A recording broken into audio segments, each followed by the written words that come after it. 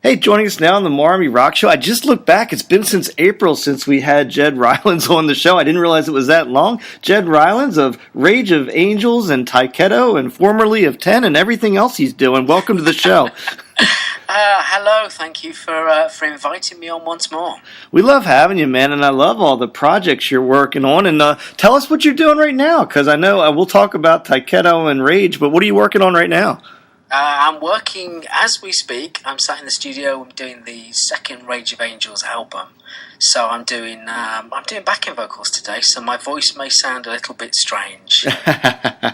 No, man, you sound crystal clear. So, Good. Like I said, you're one busy guy now. We'll talk about Rage of Angels in just a second. But man, first, big stuff on the way for Taiketo with two big U.S. events, M3 and Monsters of Rock. Tell us about those.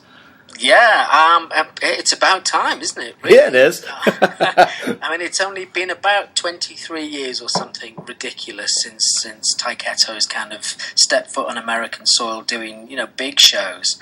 But I guess since we did the Monsters of Rock cruise last year, it was strange because we were an American band, but no one over in America knew really who we were, apart from the Forever Young video, and no one knew that we were still going and still doing very successful business out in Europe. So that the Monsters of Rock cruise kind of reinvented Taiketo for America, which, as I say, is strange because the band started in New York 25 years ago. So to come full circle, and it's almost like it's like starting all over again. And it's so nice that we're getting so many people who are starting to listen to the band for the first time and getting new fans. So it should be really good fun to do. And then M3, I'm assuming you haven't played that before. I had Danny on the show last week, and it's only 7 years old, so I know you haven't played the festival, but I don't know if you've ever played Merriweather Post Pavilion, and I don't expect you to remember that, but it's a venue I grew up at, and we're excited to have you at M3. Tell us about that. M3, God, it's legendary over here. It's one of those shows that you look at and you think, oh my God, look at the lineup. There's so many people go, people talk about it, they enjoy the experience, they enjoy the weekend. So I actually had a look recently, and the shows you just talked about, I saw some of the old posters for that, and that's obviously been something that's been in that community for a long time. So we are really looking forward to playing that. And I've been telling folks, man, I think the same thing's going to happen for you there for Taiketo that happened at Monsters. The folks that make their way to your sex, it's a 2-stage setup there, will be fans. I think you guys are going to explode over here again, man. I really do. So, well, we exploded on the last tour over here, and it's a real shame that had to stop. So, if once we get back over there and we start doing what we do, we are cooking with gas at the moment. Everyone's on fire, and every show is topping the last show. Michael, the drummer, founder member of Taiketo, most nights was coming off stage and saying that is the best show Taiketo has ever done. So to be getting that from the guy who put it together, we must be doing something good. You definitely are. You guys are great live. And, my experience meeting you was pretty interesting, in my opinion, because I really didn't know Rage of Angels at all. All I knew of you on the Monsters of Rock cruise is you were the guy playing keyboards that I was standing in front of with the first set. And, and then I heard your band. It's amazing. So you're working on the second Rage of Angels. We had you on for the last one. So first question to follow up Dream World, are you going to go with multiple vocalists on this album like you did on the last one? It's up for debate. At the moment, I would like to go with one vocalist, and I have one vocalist I've spoken to, and that is possible. But anything is possible. I have to speak to the record company. We'll see. I mean, it's a case of getting the songs ready for a vocalist to start putting their vocals on. It may go either way, but my gut feeling at the moment is there's one person involved, and I would like them to do the whole album. So we shall see. Now, do you sing lead on any of the tunes? Because as I mentioned, I stood in front of you, and I think I told you this before. I stood in front of you at the one set, and I could hear your vocals. You're a pretty good singer yourself.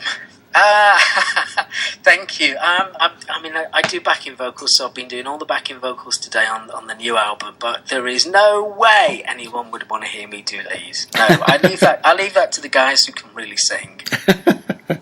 So, when you're out on the road, like with Taiketo and or Rage, are you cross writing for either of those two things? Like, how do you decide when you're writing a song for one versus the other, or working on a song from one band for the other because you're so busy? It's weird actually. I've tried writing for Taiketo, specifically writing for Taiketo, and because I'm such a fan, I just end up coming up with real stereotypical versions of what has been before. So it's kind of difficult for me with Rage of Angels. It's a bit strange, and you may want to call psychiatrists for this, but I hear the whole finished song in my head from the beginning. I hear everything, backing vocals, I hear everything mixed, produced. So it's a bit strange. I get the whole idea in one go, and then I have to try and reproduce that, in real life. So I don't know whether or not I do need to see a doctor or that's a good thing. Who knows? But whilst it's happening, I'm sort of, that's the way I write Range of Angels songs.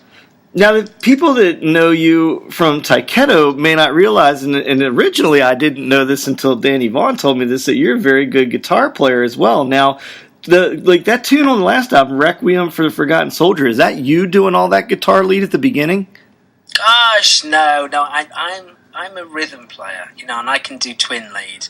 So once again, I leave the lead guitar to the guys who can do it. So on that particular track, we've got Ralph Santola, we've got Vinnie Burns, we've got Xander Demos. So there's guys who can really shred are doing the business on that. I just do all the rhythm guitars on the stuff and a bit of lead sort of twin lead here and there. Yeah, man, I forgot you had our buddy Xander Demos on that one. I forgot all about that. You just brought that up. We haven't seen him in a while. So, hey, looks like you guys did really well at Firefest. Got some folks voting for you as the most popular band. Tell us about Firefest. Yeah, that was good. I mean, I'd played Firefest 2 years previously with Taiketo, and we'd headlined the whole thing, and we were voted one of the best shows that Firefest has ever seen. So to go back was a bit strange, and to go back bottom of the bill on the Saturday morning, I went from top of the bill to bottom of the bill in 2 easy years. So, but it was really good, to have my own band there. I wasn't expecting a great deal, to be honest with you, but once the curtain dropped, we had an absolutely full house. Everyone, as I was looking at the audience, everyone knew the songs, everyone was singing the words to it, so it was great. And then, like you say, there was an online poll on the Firefest website, and we were voted, apart from the headliners, we were voted the best band of the weekend, which was fantastic. Really, really honoured to get that. We're going to keep trying to give you as much exposure over here in the U.S. as we can, because I really do love the band. And, people that are just getting to know you, and I realize you do your own rock radio show over there in the U.K. I don't mind you telling folks about it on this show, so tell folks about your radio show. I do. I have a show once a month called Unhinged, which is on Firebrand Rock Radio in the UK, and you can just find that on firebrand.co.uk. And I have a 2-hour show. It's the first Friday of every month, and they just allow me carte blanche. And what I do is I just play the stuff that I want to listen to for 2 hours, and thankfully, people enjoy listening to it as well. And I'm just me. I'm just me in between. I don't have any script or anything. I just go for it, and I'm just my own goofy self. But the music's quite cool. And I like the tunes you play on there, so it made me start to wonder, when you go to Firefest and M3 and on the cruise, what bands do you like to see other than, obviously not the ones you're in, but that's still playing, still doing the stuff these days? Do you enjoy watching? Oh God, so many. I'll go back to the cruise last year. Cinderella. Unbelievable. They were great. Who else did I saw Y&T. I've never seen them ever do a bad show.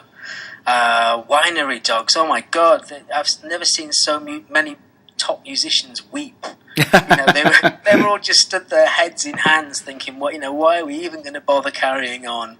So it's weird, but it kind of has strange different levels. When we arrived at the Monsters last year, we got the band bus over to the ship itself, and we got off the ship, and I was stood with Red Beach, and I was quite kind of, oh my God, this is Red Beach I'm talking to. And then a flight case got taken off the bus and it was put in front of us. And it said Jakey Lee on there. And then Red Beach suddenly turned into the biggest fan in the world. And he's going, oh my God, it's Jakey Lee's flight case. And he's got his phone out taking pictures. And I'm like, So it's really strange. Everyone has someone that, they aspire to, no matter how big they are. And, it's for me, it's just going out and seeing as many bands as possible and just trying to enjoy the whole thing. I'll tell you, it's funny you mentioned Winery Dogs. For folks that haven't been on that cruise, that what you're describing, it really is unbelievable just to be mingling with these people. And my Winery Dogs story is I'm standing there in the front row on the deck stage, and this guy kind of just comes shoving his way through, and people are getting out of his way. I'm like, who does this guy think he is? And I turn around, it's Jeff Keith from Tesla. And I'm like, oh, I think I'll get out of the way too. And to watch that guy enjoying that show so much, so I just love watching the musicians watch other musicians. It was a blast. We had that with our second show with Taiketo. I mean, we looked down, we went on stage, we started the first centre singing away. There's the Firehouse guys to one side, there's Danger to the other side, just a bit further back with a couple of the Whitesnake guys. And it was like, oh my God, I'm playing in front of the people that really, really inspire me. So it was a bit nerve-wracking, but great to see them enjoying it. So, man, does the new album have a title yet, or is it still just we're way in the fledgling stages before we get to that? No, it has a title. There's going to be 10 tracks on the album, no instrumentals. It's going to be a bit of a heavier album. It's certainly heavier in the heavier parts, but it has everything. Will still have huge hooks and big choruses, etc. I do have a title, but I don't want to reveal it just yet. Because that's okay. Will probably change about 3 or 4 times as Dreamworld did. So, hey, the yet-to-be-titled album. Now, one last kind of pressure question. Do you know when we think we might hear that release? I know you're just working on, so that's a lot of guessing, but any ballpark ideas? It will be this year. I spoke to the record company. It should have been last year, really, but with one thing or another, I wasn't ready to put it out and rush it. So I've got a 3-month, or I'm into a 3-month gap now, where I've been able to get some time just to do this. So I'm spending all my spare time in the studio. So I would hope it would be middle to maybe the third quarter of this. Second quarter. Third, what am I trying to say? Maybe the fall. End of summer, early fall. Summer, early fall. That's probably what I'm trying to say. Yeah, that's what we're aiming towards anyway. Well, Ged Rylands joining us from London this evening. I'm so glad you could be with us on the show. The band is Rage of Angels and Taiketo. And so if you're here in the States, M3 Festival, Monsters of Rock. And by the way, Danny told me Monsters of Rock pre-party as well that Friday night before the cruise. Check them out as well. So thanks so much for being on the show, man. We always love talking to you. Good luck with the new album. Thank you very much. It's a pleasure to be here again. Thank you.